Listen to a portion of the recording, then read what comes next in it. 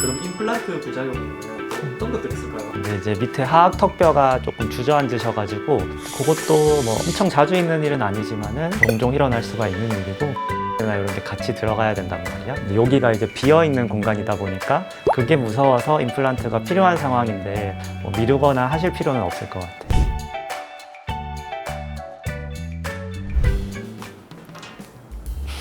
안녕하세요, 원장님. 안녕하세요. 요새 진료가 좀 많으신가 봐요. 오늘도 이렇게 가운을 입고 계시고. 진료 좀 많아가지고 또 그 틈틈이 이제 유튜브도 또 잘 찍어야지. 저번 촬영 때는 저희가 이제 임플란트 주의염에 대해서 설명을 주셨잖아요. 근데 이제 이번에는 또 임플란트의 다른 부작용들에 대해서 이렇게 말씀 주신다 해가지고 제가 그거 한번 들으러 왔거든요. 그럼 임플란트 부작용은 또 어떤 것들이 있을까요? 임플란트 하면서 부작용이 하나도 없으면 참 좋겠지만 이제 하다 보면 어쩔 수 없이 부작용이 생기는 경우가 있거든. 그 임플란트 관련해서 부작용이나 문제에 대해서 한번 설명을 해볼게. 특히 우리 어머님, 아버님들 이제 임플란트 부작용 같은 거 들으시면은 이제 임플란트 하는 거 자체를 좀 무서워서 피하시는 경우도 있는데 이런 부작용이나 문제가 이렇게 막 흔하게 일어나는 거는 아니니까 걱정하지 마시고 이게 씹는 즐거움이 중요하니까 임플란트 꼭 필요하시면 받으셨으면 좋겠고 영상 마지막에는 임플란트 치과 고르는 방법도 알려드릴 테니까 영상 끝까지 시청해 주시면 좋겠습니다. 구독, 좋아요, 알림도 눌러주세요.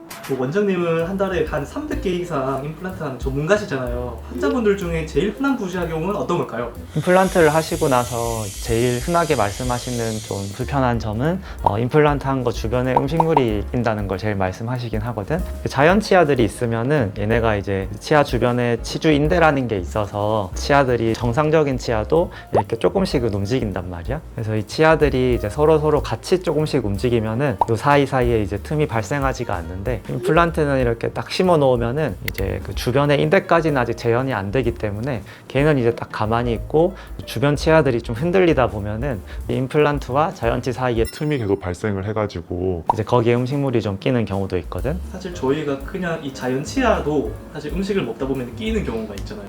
이게 그렇지. 큰 부작용이 될 수 있을까요? 임플란트를 하고 났을 때는 그때보다 조금 더 낄 가능성이 있긴 하단 말이야. 임플란트는 또 치아를 좀 뽑은 상태이기 때문에 거기 또 뼈도 좀 많이 가라앉아 있고 해가지고 그래서 물론 우리가 보철을 잘 만들어 가지고 이제 최대한 음식물이 덜 끼게 만들어 드리긴 하는데 막 엄청 정상적인 자연 치아 사이보다는 음식물 같은 게 조금 더 낄 가능성이 있기는 하지. 예전 영상에서 말씀해 주신 것 중에 그 임플란트의 머리 부분인 크라운이 또 깨지는 경우도 있다고 하셨는데 그것도 좀 흔한 부작용이지 않을까요? 그것도 뭐 엄청 자주 있는 일은 아니지만은 종종 일어날 수가 있는 일이고 임플란트가 밑에 기둥이 있고 그 위에 머리가 있잖아. 이렇게 쓰시다 보면은 임플란트 머리 부분이 그게 이제 감각이 없는 상태이기 때문에 다른 치아들보다 힘을 좀 많이 받을 수가 있거든. 그러다 보면 이제 임플란트 머리가 깨지면은 그게 좀 많이 깨졌으면은 밑에 기둥은 그대로 두고 위에 임플란트 머리만 다시 만들어 드릴 수가 있단 말이야. 그럴 때 이제 깨진 게 느껴지신다거나 하면은 치과에 방문을 해주셔가지고 뭐 그거를 재제작을 하거나 수정을 하거나 그렇게 해드리면 되지. 그 다음은 부작용으로서는 흔한 건 아닌데 아래쪽 임플란트를 했을 때 여기 이렇게 신경이 지나가고 있단 말이야. 그 임플란트가 신경이 좀 가까이 갔을 때 감각 같은 게 조금 이제 무뎌진다던가 그런 부작용이 있을 수가 있고 이제 위쪽에는 우리가 예전에 말했던 여기 상악동이라는 공간이 있거든. 그쪽을 좀 포함해야 되는 임플란트 수술을 했을 때 상악동 관련해서 부작용이나 문제가 조금 있을 수가 있지. 방금 감각이 좀 무뎌지는 경우가 있다고 하셨는데 그거는 어떤 경우에 그렇게 되는 거예요? 이제 임플란트는 뼈 속에 이렇게 다 넣어드려야 되잖아. 근데 이제 밑에 하악 턱뼈가 조금 주저앉으셔가지고 턱뼈가 너무 얇으신 경우에 이거를 임플란트를 뼈 안에 다 넣으려다 보면은 여기 아까 말씀드린 신경을 지나가는 거기에 좀 가까이 가야 될 수밖에 없는 게 있거든. 근데 이제 신경과의 거리가 애초부터 이제 너무 짧은 경우에는 임플란트를 심다가 그 신경 근처에 갔을 때 그 신경에 약간 이제 자극이 가면서 몇 달 동안 이제 감각이 조금 무뎌지거나 하시는 경우가 있거든. 그런 경우에는 일단은 뭐 약을 드리고 그다음에 이게 몇 달 지나면은 대부분 다 이렇게 돌아오는 경우가 대부분이란 말이야. 그렇다고 하더라도 이제 환자분은 그 몇 달 동안 되게 불편하시니까 이제 환자분한테 이제 이런 상황을 잘 설명을 드리고 약 처방을 해드리면서 이제 환자분이 좀 불편하신 거에 좀 공감을 해드리고 그리고 이게 되게 흔한 경우는 아니기 때문에 그것 때문에 내가 이제 임플란트를 안 하신다든지 그럴 필요는 없을 것 같아. 신경관이 손상되는 경우면은 그러면은 그때는 뭐 평생신경 치료를 또 해야 되는 건가요? 신경관이 이제 막 직접적으로 이렇게 손상이 되는 경우는 거의 없고 아까 말했듯이 이제 임플란트를 심다 보면은 신경관에 조금 가까이 가야 될 때가 있거든. 이제 그런 경우에 이제 감각이 좀 무뎌진다거나 그럴 수가 있는데 일단 내가 제일 중요하게 생각하는 거는 이제 환자분이 뭔가 좀 불편함이 생기셨을 때 물론 이제 우리 같은 사람들은 그런 일들을 많이 봐왔거나 좀 배웠기 때문에 이게 막 큰 문제는 아니라고 이렇게 생각하고 있을 수가 있는데 환자분 입장에서는 그게 아닐 수가 있잖아. 되게 걱정도 많이 되고 환자분의 이렇게 불편한 거를 이제 충분히 좀 듣고 공감을 해드리고 좀 해결을 해드리려는 이런 태도가 되게 중요하다고 생각을 하거든. 그런 부분에 대해서 그걸 좀 안심시켜 드리는 게 되게 중요하다고 생각을 하거든. 그래서 요 신경관 같은 경우에도 이게 막 엄청 막 이거를 완전히 뚫었다거나 그런 거 아니면은 이제 스스로 좀 이제 돌아오는 그런 능력도 있고 그다음에 이제 약 처방을 좀 적절히 해드리면서 크게 걱정은 안 하셔도 되는데 그런 게 있으시면은 치과에 이제 말씀을 해주시고 적절한 조치를 받아주시면은 문제를 충분히 해결을 해드릴 수가 있어서 크게 걱정은 안 하셔도 될 것 같아요.